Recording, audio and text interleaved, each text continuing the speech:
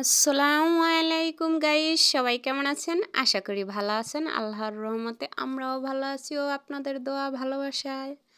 তা আজকের রান্নার উপকরণ এখানে আছে, দেখেন ধনিয়া পাতা কাটা আছে, কাঁচামরিচ, মাসকলাই ডাল সিদ্ধ, এখানে আছে ভেন্ডি কাটা, ঢেঁড়স বা ভেন্ডি যেটা বলেন, আছে ছোট সাইজের একটা আলু, আর এখানে হলো করলার আলু কুচি করা। তো এটা হলো টমেটোর সস, আর আছে পেঁয়াজ কাটা। তো রান্নার উপকরণগুলো সব আমি দেখাই নিলাম আপনাদের। এবার চলে যাব রান্না করতে অবশ্য।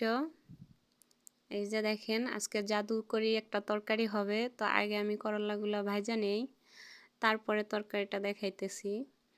ওটা বাচ্চাদের জন্য খুব উপকারী। তো প্যানে তেল দেওয়ার পরে এই যে বড় সাইজের একটা পেঁয়াজ কেটে নিছি আমি, পেঁয়াজটা দিয়ে দিলাম। তো এটা একটু নাড়া দিয়ে দিব কাঁচামরিচ। তো পেঁয়াজটা একটু ভাজা ভাজা করব, বেশি ভাজা ভাজা করব না, যার কারণে এই যে দেখেন দিয়ে দিলাম কাঁচামরিচ। তো কাঁচামরিচটাও একটু নাড়া চেড়ে নেই। এই যে দেখেন হালকা ভাজছি, কিন্তু আমি বেশি ভাজি নাই, কারণ বেশি ভাজলে করলা তিতা লাগে। এই যে দেখেন আলু আর করলা একসাথে অ্যাড করে কাটা আছে সবজি, এটা দিয়ে দিলাম।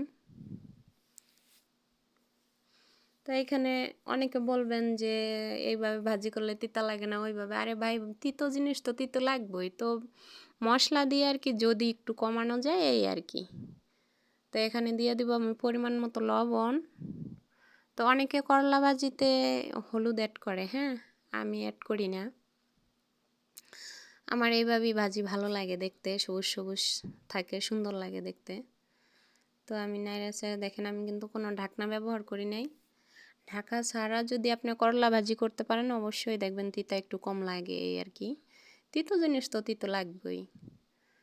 তো করলা খাওয়া কিন্তু শরীরের জন্য অনেক উপকারী, বিশেষ করে অ্যালার্জির জন্য, যাদের অ্যালার্জি আছে তাদের জন্য অনেক উপকারী।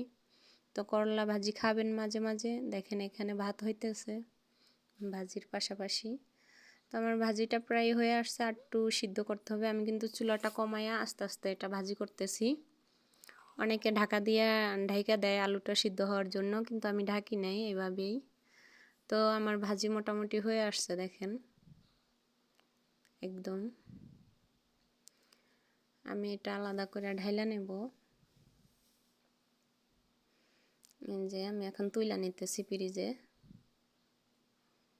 তো আমার ফাইনাল লুক করলা ভাজির। অনেকে বলবে করলা ভাজিও আবার দেখাইতে হয়। আরে ভাই, যেটা করতেছি পুরোটাই দেখাই, আবার লুকানোর কি দরকার।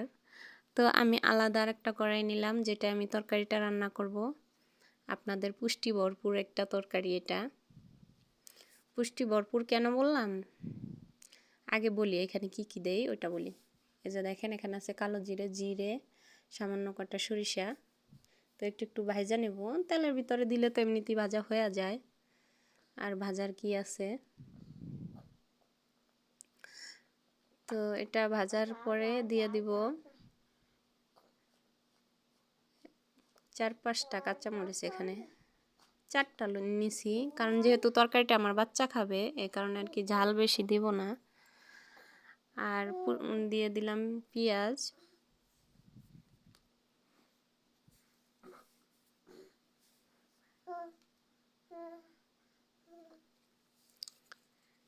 তো এগুলো ভাজা হইতে হইতে বলি পুষ্টিকর কেন বলি। আপনাদের তরকারির রাজা বলবেন ভেন্ডি, ঢেঁড়স যেটা বলেন, এটা অনেকেই খাইতে চায় না, কিন্তু পুষ্টিকর তরকারি হইলো এটা, বুঝছেন, এই কারণে বলি।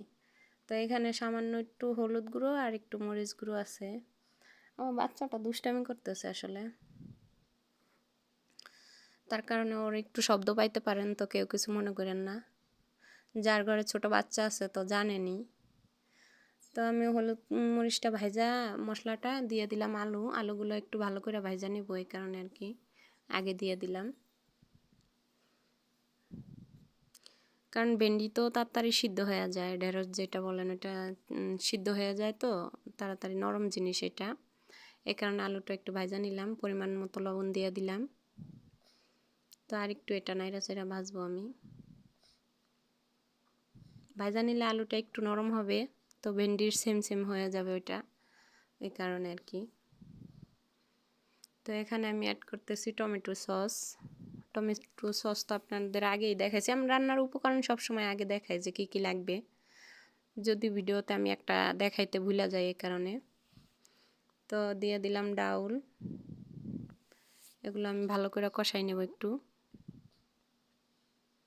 তো এগুলো কষানোর টাইমে চুলাটা একটু কমাই নেবেন, না হলে নিচে লাগে যাইতে পারে পাতিলে।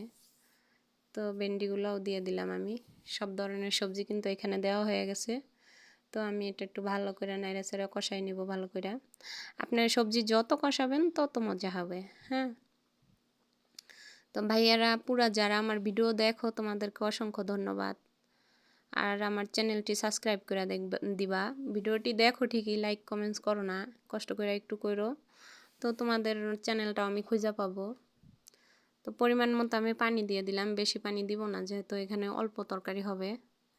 আর এই তরকারিটা বাচ্চাদের জন্য অনেক ভালো, বাচ্চারা দেখবেন এটা দিয়ে ভাত মাইখা মুখে দিলেই গিলে ফেলাইব, আর খেতেও অনেক মজা হয়। তো একটু ঢাকা দিয়ে রাখছিলাম, ঢাকাটা তুলে আপনাদের দেখাইতেছি যে দেখেন মাখো মাখো একটা ভাব হয়ে গেছে। তো আবার আমি ঢাকা দিয়ে দিছিলাম। এই যে আমার রান্না কিন্তু প্রায় হয়ে গেছে, বেশি টাইম লাগে না এই রান্নাটা করতে। তো আপনারাও বাচ্চাদের করে খাওয়াইতে পারেন, বাচ্চাদের আলাদা তো একটা তরকারি মানে আলাদা খাবার একটা আছে, যেমন দুধ বা ওদের অন্য অন্য জিনিসের সাথে আপনাদের সাথে খাবারগুলোও খাওয়াবেন, কারণ ওইটায় ভিটামিন বেশি থাকে। তো আমি ধনিয়া পাতা অ্যাড করে দিলাম একটু। তো আমার রান্না হয়ে গেছে, আমি চুলাটা অফ করে দিব। এই যে দেখেন, ওই যে সেও কথা বলতেছে। তো এখন খাবার জন্য রেডি। দুটো কাঁচামরিচ আছে, আছে ধনিয়া পাতা ভর্তা, আর একটু করলা ভাজি। খেতে কিন্তু দারুণ হয়েছিল, হ্যাঁ। আমি রান্না করছি দেখা বলছি না, আপনারাও করে দেখেন। তো এই যে আপনাদের পছন্দের তরকারি, আপনাদের না আমার পছন্দের তরকারি, আপনারা রান্না করে খাইলে আপনারাও বলবেন যে আপনাদের পছন্দের তরকারি। তো সবাই ভালো থাকবেন, সুস্থ থাকবেন। কষ্ট করে যারা ভিডিওটা দেখছেন তাদেরকে অসংখ্য ধন্যবাদ। এই যে দেখেন আমার খাবার রেডি। আসসালামু আলাইকুম।